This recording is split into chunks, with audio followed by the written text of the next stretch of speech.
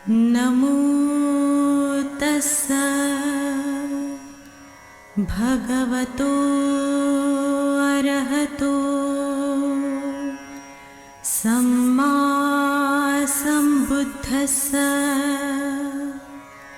बुद्ध और उनका धम्म बाबा साहेब डॉक्टर अम्बेडकर द्वारा रचित कालजयी पुस्तकों के इस रचना संसार में आपका स्वागत है।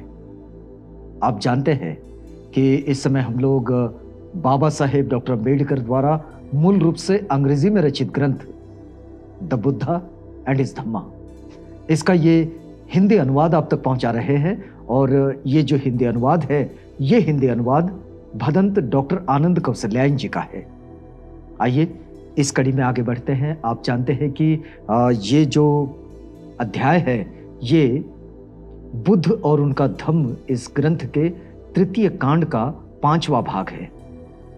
और इस 5वें भाग में हमने देखे, आपको याद होगा पिछली कड़ी में हमने ये देखा कि बाबा साहेब बड़े आग्रही है और तथागत बुद्ध की शिक्षाओं के द्वारा इस बात को सिखा रहे हैं, समझा रहे हैं कि विद्या और प्रज्ञा, इन दोनों में बड़ा भेद है।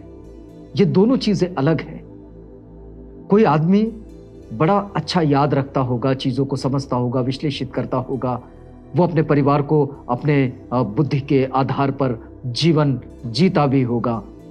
लेकिन तथागत प्रज्ञावान उसे कहते हैं, ये किसी उस विद्वान की बात नहीं है। तथागत प्रज्ञावान उसे कहते हैं कि जो अपनी प्रज्ञा के द्वारा, अपनी समझ के द्वारा, अपने कार्यों के द्वारा अपने जीवन को तो ऊंचा उठाने की कोशिश करता ही है, लेकिन अपने साथ साथ वो औरों को भी इसके लिए प्रेरित करता है कि वो अपने जीवन को बेहतर बनाए। वो प्रज्ञावान है। अब देखिए कि इतनी बात पर बाबा साहेब रुके नहीं हैं। फिर एक छोटा शीर्षक बाबा साहेब लिखते हैं, देखिए, धर्म तभी सद्धर्म हो सकता है, या फिर आप धम्म कहें, वो तभी सद्धम्म हो सकता है जब वो मैत्री के लिए लोगों को प्रेरित करे, यानी कि मैत्री को वृद्धि करे। हमारे सामाजिक जनजीवन में मैत्री वृद्धिंगत होने के लिए यदि कोई धम्म प्रयास करता है, यानी कि धर्म भी प्रयास करता है, तो फिर वो स्वागतार्ह हो सकता है। और इसी के साथ बाबा साहेब ये सिखाने और समझाने की भी कोशिश कर रहे हैं कि तथागत की शिक्षा अन्य मतों से कैसे अलग है और उसे अपने जीवन में उतारने के लिए वो कितनी सरल भी है। और अगर उसे जीवन में उतार लिया जाए तो हम एक बेहतर समाज का निर्माण किस तरह कर सकते हैं। तो देखिए बाबा साहेब लिखते हैं इस शीर्षक में, फिर एक छोटी सी लाइन लिखते हैं और फिर उसके बाद आगे का अध्याय शुरू करते हैं। धर्म तभी सद्धर्म कहला सकता है जब वो ये शिक्षा देता हो कि केवल प्रज्ञा भी अपर्याप्त है, इसके साथ शील अनिवार्य है। देखिए बाबा साहेब क्या कह रहे हैं, और यह तथागत की शिक्षाओं से आता है कि कोई धर्म उसे सद्धर्म तब कहा जा सकता है जब वो प्रज्ञा के साथ साथ शील भी सिखाए, शील की भी शिक्षा दे और शील को अपने जीवन में अंगीकार करने के लिए और उतारने के लिए उसे प्रेरित करें, तब वो धर्म सद्धर्म हो सकता है। तो देखिए बाबा साहेब लिखते हैं कि प्रज्ञा आवश्यक है लेकिन शील अधिक आवश्यक है। प्रज्ञा आवश्यक है लेकिन शील अधिक आवश्यक है, बहुत ज्यादा। शील के बिना प्रज्ञा खतरनाक है।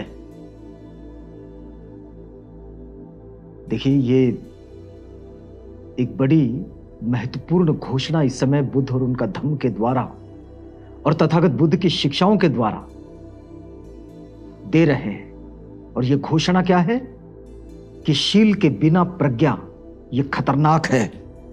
अकेली प्रज्ञा यह खतरनाक है। प्रज्ञा आदमी के हाथ की दुधारी तलवार है। बाबा साहेब लिखते हैं, प्रज्ञा आदमी के हाथ की दुधारी तलवार है। शीलवान आदमी के हाथ में होने पर यह खतरे में पड़े हुए किसी आदमी की रक्षा कर सकती है। अगर कोई आदमी शीलवान है, नैतिक मूल्यों के आधार पर अपने जीवन को यापन कर रहा है और उसके पास यदि प्रज्ञा है, वो अगर प्रज्ञावान है, तो वो उस प्रज्ञा का इस्तेमाल किसी खतरे में पड़े, संकट में पड़े लोगों को बाहर निकाल सकता है, उनकी रक्षा कर सकता है। लेकिन शील रहित आदमी के हाथ में होने पर यह किसी की हत्या भी करा सकती है। अगर कोई आदमी शीलवान नहीं है और वो उसके हाथ में प्रज्ञा है, उसके पास प्रज्ञा है, तो वो किसी की हत्या भी करा सकती है। अब देखिए, इसमें दोनों बातों को हमने बहुत बेहतर तरीके से समझ लेना चाहिए कि कोई आदमी बहुत इंटेलेक्चुअल हो सकता है, लेकिन अगर वो शीलवान नहीं है तो वो अपनी इस विद्वत्ता का इस्तेमाल गलत कामों के लिए भी कर सकता है। वो यहां तक कि हिंसा भी कर सकता है अगर वो शीलवान नहीं है। लेकिन अगर वो शीलवान है तो संकट में पड़े लोगों की रक्षा कर सकता है, उनको वहां से बाहर निकाल सकता है। और इसलिए बाबा साहेब प्रज्ञा को दुधारी तलवार कह रहे हैं। फिर देखिए, इसलिए प्रज्ञा से भी शील का महत्व अधिक है और प्रज्ञा विचार धर्म है, सम्यक विचार करना।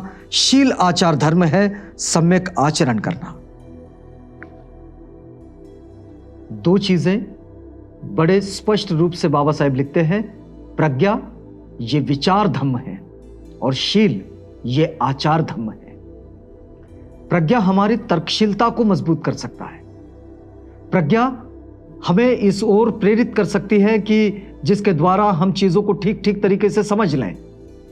तो यह हमारा विचार धर्म हुआ, विचार धर्म हुआ। लेकिन शील जो है यह आचार धर्म है, आचरण का धर्म है। और शील आचरण के साथ अगर कोई विद्वान आदमी चल रहा है तो फिर वो अपने समाज को बेहतर बना लेगा। अब देखिए, भगवान बुद्ध ने शील के 5 मूलाधार स्वीकार किए हैं।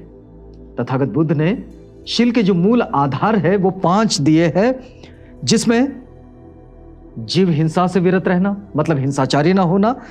दूसरा जो है उसका संबंध है चोरी से। तीसरा जो है वो काम भोग संबंधी मिथ्याचार से। काम भोग के जो मिथ्याचार होते हैं, मिथ्या आचार है, झूठे आचार है, गलत आचरण है, उसके खिलाफ है। चौथा जो है वो झूठ बोलने से संबंध है। और 5वां जो है वो नशीले पदार्थों के सेवन करने से है। तो ये जो 5 शील के जो आचार धर्म है, ये आधार है, तथागत कहते हैं। और फिर इन 5 मूलाधारों को लेकर तथागत ने लोगों को जीव हत्या से विरत रहने के लिए कहा। यानी कि जैसे बौद्ध पाली में कहते हैं, पाणातिपात वेरमणि सिक्खापदं समादियामि। फिर उसके बाद जैसे कि चोरी से विरत रहने के लिए तथागत सिखाते हैं। और फिर वो कहते हैं कि भाई अदिन्ना दाना वेरमणि सिक्खापदं समादियामि।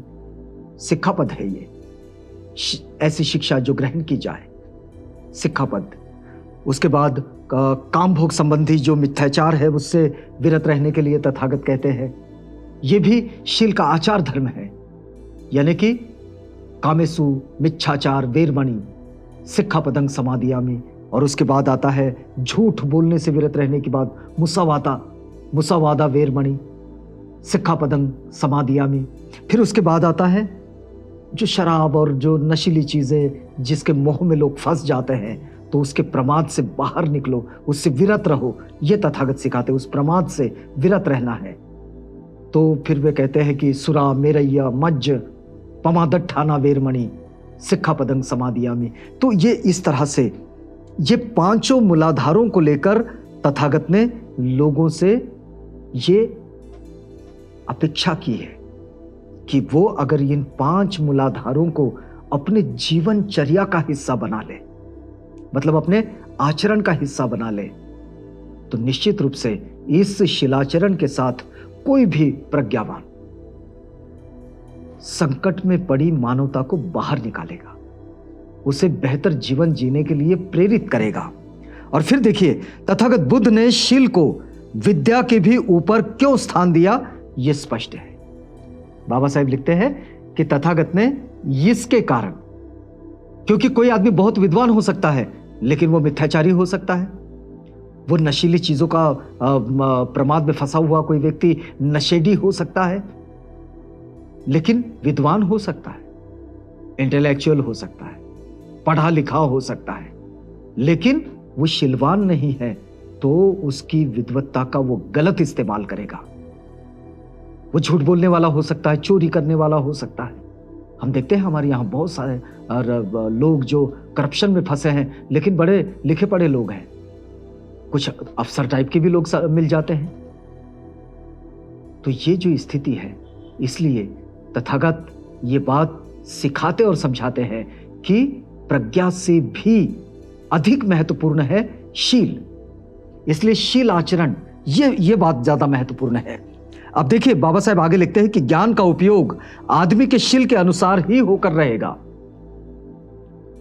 जो व्यक्ति जितना शीलवान है वो अपने ज्ञान का उतना ही बेहतर उपयोग कर पाएगा। अगर शील कमजोर है तो ज्ञान का उपयोग भी कमजोर होगा। नहीं तो हम देखते हैं बड़े पढ़े लिखे लोग होते हैं और शराब के नशे में धुत मिलते हैं, कहीं भी गिरे पड़े मिलते हैं। तो ये ज्ञान का वही उपयोग हो गया, उसका शील कमजोर तो ज्ञान का उपयोग भी कमजोर। शील के बिना ज्ञान का कोई मूल्य नहीं। बाबा साहेब लिखते हैं कि शील के बिना ज्ञान का कोई मूल्य नहीं। यही उनके कथन का सार है, मतलब तथागत के कथन का जो सार है वो यही है। और फिर एक दूसरे स्थान पर उन्होंने कहा है, एक दूसरे स्थान पर, कि संसार में शील के समान कुछ भी नहीं। तथागत कहते हैं कि संसार में अगर कुछ है तो सिर्फ शील है, यानी कि मॉरल लाइफ वो है, नैतिक मूल्य वो है, मॉरल वैल्यूज वो है। इसके सिवाय दुनिया में कुछ भी नहीं। संसार में शील के समान दूसरा कुछ नहीं है। शील ही आरंभ है, शील ही शरण स्थान है और शील ही समस्त कल्याण की जननी है। अगर कोई शीलवान है, मॉरल वैल्यूज के साथ अपना जीवन यापन कर रहा है, तो निश्चित रूप से वो ही हमारे जीवन का एक बेहतर आरंभ हो सकता है। मॉरल वैल्यूज जहां से हमने अपने जीवन को जोड़ दिए, वो ही हमारा शरण स्थान है। मतलब अगर बौद्धों की भाषा में कहें, अगर पाली भाषा में कहें, तो शीलं शरणं गच्छामि, यह कहना होगा। अब देखिए कि शील ही शरण स्थान है और शील ही समस्त कल्याण की जननी है। अगर हम संपूर्ण कल्याण के लिए आग्रही हैं और आश्वस्त भी है, आशावान भी है, तो हमारे लिए शील ही समस्त कल्याण की जननी है, शील ही सर्वप्रथम है। इसलिए अपना शील शुद्ध करो। तथागत जो सिखाते और समझाते हैं वो है कि अपना शील शुद्ध करो। और यहां बाबा साहेब इस अध्याय को रोक देते हैं।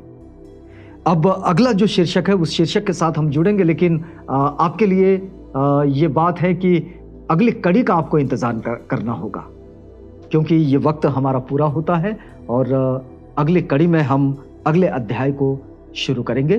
तो तब तक के लिए हमें इजाजत दीजिएगा।